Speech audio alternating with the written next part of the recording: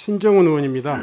윤석열 정부의 1기 내각 구성을 보면 하나같이 공직에 유능한 그런 분들이 아니라 사익 추구에 유능한 분들이 아닌가 이렇게 생각될 정도로 이번 이영 후보자 역시 마찬가지의 어떤 인상이 깊습니다. 다른 후보자 그러니까 한덕수 총리 후보자 그리고 정호영 후보자, 한동훈 후보자 이런 언론에서 집중된 그런 후보자들보다 좀 더 낫다 이렇게 안도하실지 모르겠지만 후보자 역시 사익 추구형 공직 후보자라는 점에는 그 차이가 없는 것 같습니다. 많은 의원님께서 질의하시리라고 생각하면서 저는 평소 제가 생각해온 공직자의 자질로서 신독이라고 하는 그 중요성을 강조하면서 먼저 질문을 좀 드리도록 하겠습니다.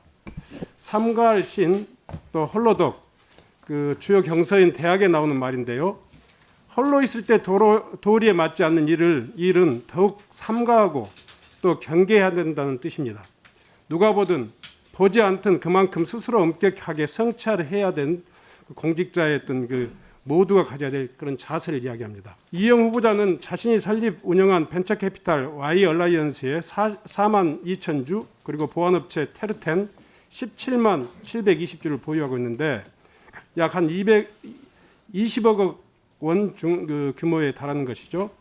후보자는 국회 21대 국회에서 정무위에 배정됐다가 2020년 8월 30일 정무위 보임 시 주식 백지신탁위원회로부터 직무 관련성이 있다 하는 통보를 받으셨죠. 그런데 이외에도 이 관련 이해충돌 관련 그 상장 주식을 비상장 주식을 처분하지 않고 소관 상임위원회를 바꾸셨는데 왜 그러셨어요? 네, 먼저 의원님께서 아까 신독이라는 단어를 말씀하셨는데 공교롭게도 제가 살면서 가까이 하고 있는 단어 중에 하나입니다. 좀 많은 오해가 있으신데요. 그 부분을 제가 오늘 충실히 설명드릴 수 있는 기회가 반드시 왔으면 좋겠다라는 생각을 개인적으로 갖고 있습니다. 당연히 백지신탁 공직자윤리법상 그 보유 주식이 그 국회의원의 직무하고 충돌하는 경우에 당연히 그 처분을 의무화하고 있는데 처분하라는 주식은 처분하지 않고 상임위를 바꿔가면서까지 그 주식을 보유할 만한 그런 이유가 있었어요? 처음에 제가 저는 오랫동안 정당 활동을 하거나 정치 활동을 했던 사람이 아닙니다. 21대 임박해서 간단히 그 이유를 이야기해 주세요. 네, 말씀드리겠습니다. 네. 비례대표로 제가 선정이 되면서 그 회사를 정리하는 시간들이 굉장히 촉박했습니다. 관련해서 제가 백지 신탁 관련한 절차를 알아보지 않은 것도 아니고 저희 보좌관들이랑 관련자 주주분들이랑 상의를 안 했던 것도 아닙니다. 그러나 크게 두 가지 이유가 있습니다. 하나는 그 직원들의 고용 안정성 문제입니다. 그리고 또 하나는 코로나로 인해서 상황이 굉장히 안 좋았습니다. 그래서 당분간 보류하는 것으로 회의를 통해 가지고 진행이 됐고요.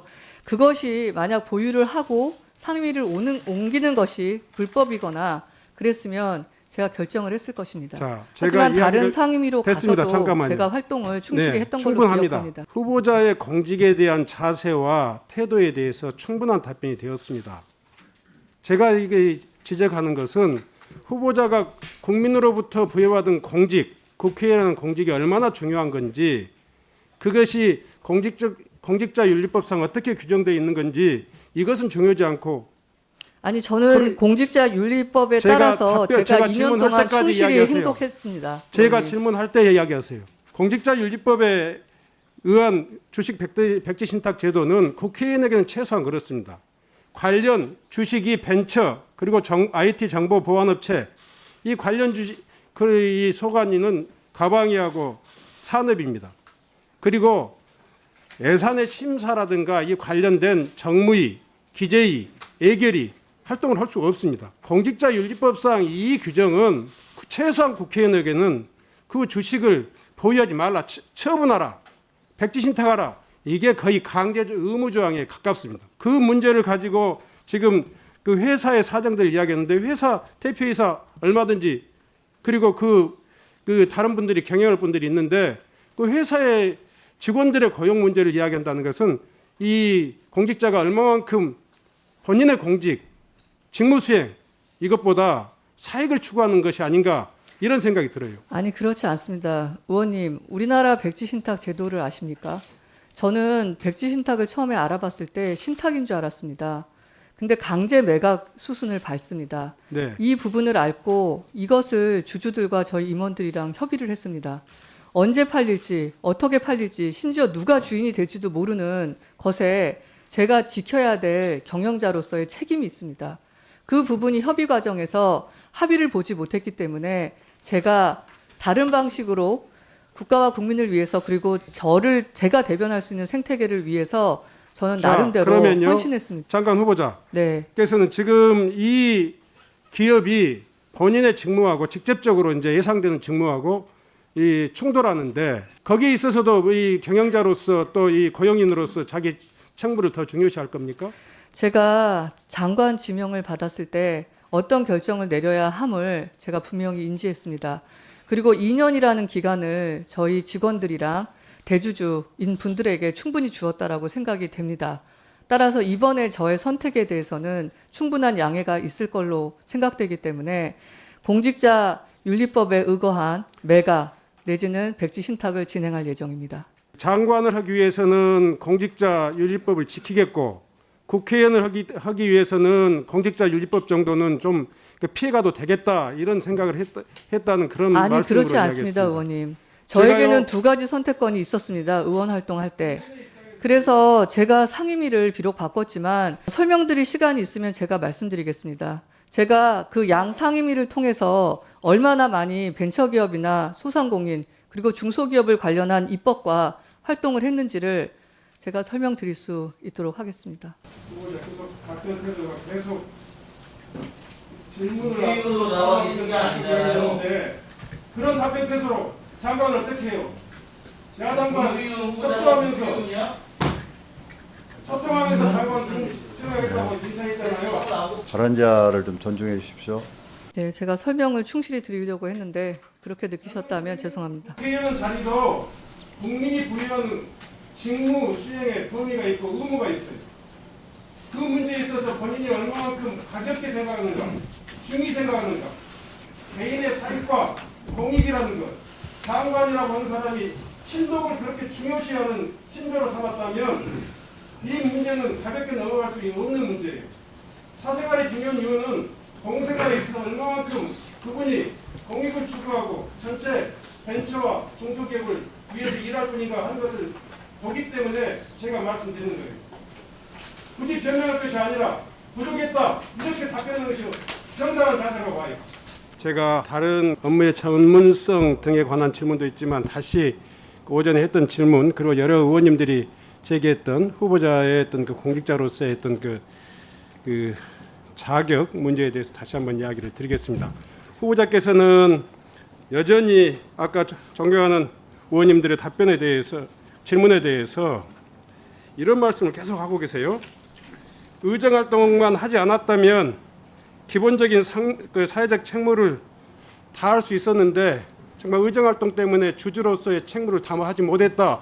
이런 이야기를 지금 계속하고 있는데 그러려면 후보자께서는 그냥 기업활동을 하셔야 돼요. 장관 못지않게 국회의원도 굉장히 중요한 직무입니다. 그럼에도 불구하고 지속적으로 그 억울함을 이 청문 자리에서 계속 하고 있는데 그 문제에 대한 후보자의 인식이 굉장히 큰 문제가 있어요.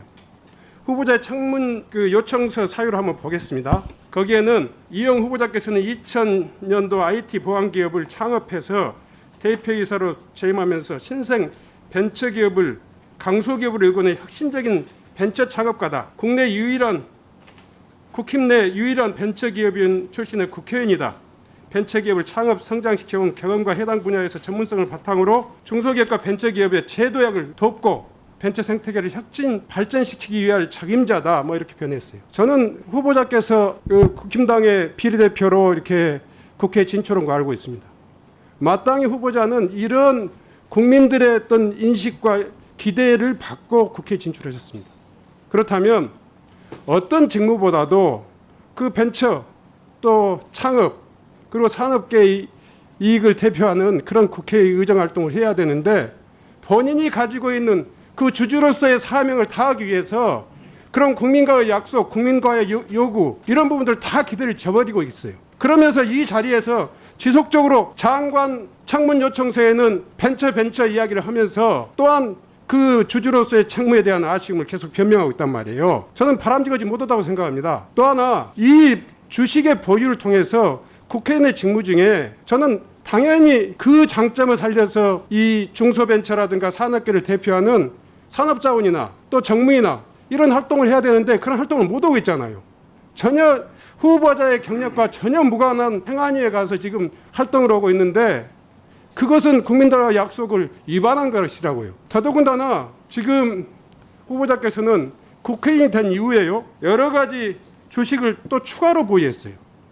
그러니까 아까 자기가 창업한 그런 기업의 주식뿐만이 아니라 현대차 기업, SK 하이닉스 기업, 그리고 현대모비스, 하나시스템 등등 지금 작년도에 재산신고에 없었던 그런 주식을 8천만 원 이상 보유하고 있어요. 이 주식이면 다른 주식 본인의 그 기업 주식 빼놓고도 다른 활동을 현저히 제약을 받는다고요. 예기 활동 못합니다. 그리고 기재위 활동 못합니다. 정무위 활동 못합니다.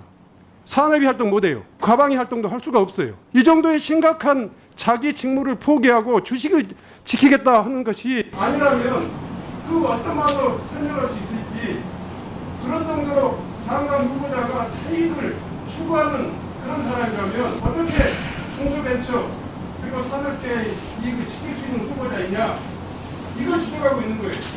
결코 가볍지 않아요. 어떻게 그게 주주의 이익을 이야기할 수 있어요.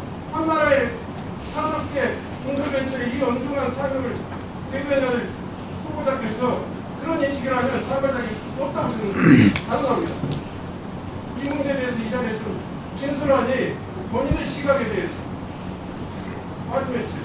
그 여러 의원님들께서 제가 회사를 떠나고 난 뒤에 발생한 건에 대해서 저한테 굉장히 질책을 많이 하셨습니다. 근데 제가 의정활동을 시작하면서 회사에 전혀 관여하지 않다 보니 책임감 있는 확실한 얘기를 또 못 드리게 되고 그러니까 또 질타가 이어졌습니다. 그럼에도 불구하고 제가 인정드린 부분은 주주로서 이런 질타를 받을 수 없게끔 사회적 책무를 하지 못한 부분은 죄송하다는 말밖에는 드릴 수가 없었기 때문에 그 말을 드린 것이지 제가 회사에 대해서 조금이라도 미련이 있었으면 상황이 어떻게 됐는지를 다 확인하고 이렇게 의원님들의 질책에 자세한 답을 못 드리는 상황을 만들지는 않았을 것입니다.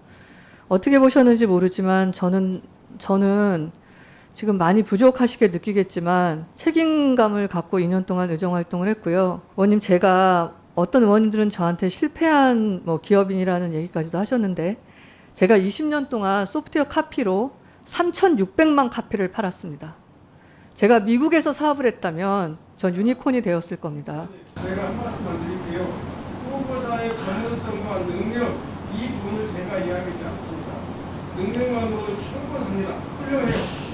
그걸 이야기하는 게 아니라 고위공직자가 갖춰야 될 기본적인 양식과 도덕적인 가치관을 이야기하고 있는 거예요. 이 고위공직자들이 능력 때문에 실패한 것보다는 도덕적 가치관 이것 때문에 실패한 게 허다합니다. 그래서 사생활이라든가 사적인 어떤 태도에 대해서 우리가 평가하는 것이지 능력만 가지고 평가를 하면 왜 이런 이야기가 나오겠어요. 근데 지속적으로 지금 반복해서 말씀하시는데 제가 묻는 말에 한마디로 국민들의 눈높이는요 지방의원 출신이 해당 지자체에 가까운데 식당만 해도 국민들의 눈높이에서는 불공정하다고 그래요. 지방의원들이 해당 시청 앞에서 식당을 닫아요. 그게 국민들의 눈높이고 윤석열 정부가 이야기하는 공정과 상식이란 말이에요. 제가 좀 더 사려 깊었어야 되는데 그 부분에 대해서 유감스럽다는 말을 전달드리겠습니다.